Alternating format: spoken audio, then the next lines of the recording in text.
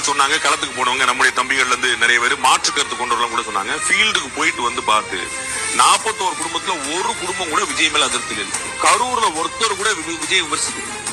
ஆனா என்னமோ நடந்திருக்குங்க அப்படின்றாங்க.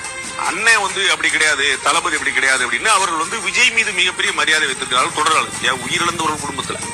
ஆனா பொதுமக்கள் கூட எல்லாருமே என்னமோ நடந்திருக்கு, அது என்னன்னு தெரியலங்க அப்படின்னு ஒரு கிரே ஏரியா இருக்குன்றாங்க. இதுதான் அங்க மணலியா இருக்கு. சொன்ன மாதிரி அவர் வந்து கண்ண மூடிட்டு அரசியலுக்கு வரல, ஆத்திரத்துல அரசியலுக்கு வரல. என்னடா நினைச்சிட்டு இருக்கீங்க, உணர்ச்சிப்பட்டு வரல. அவர் ரொம்ப நிதானமா காய் நகர்த்தி அரசு எப்ப இறங்கணுங்கிற வரைக்கும் நாள் பார்த்திருந்து வந்திருக்கிறார். அதுல வந்து அவர்கிட்ட நிதானம் தெரியுது. நான் பலமுறை சொன்னேன், அந்த நிதானம் அவருக்கு வந்து ரிசல்ட் கொடுத்துட்டு அது வந்து ரொம்ப சரியா கொடுத்து.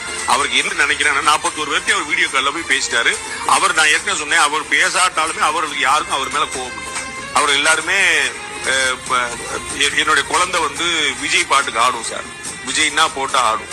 அந்த விஜய் என் வீட்டுக்கு வரும்போது என் ஊருக்கு வரும்போது நான் காட்டாம எப்படி சார் இருக்கேன்.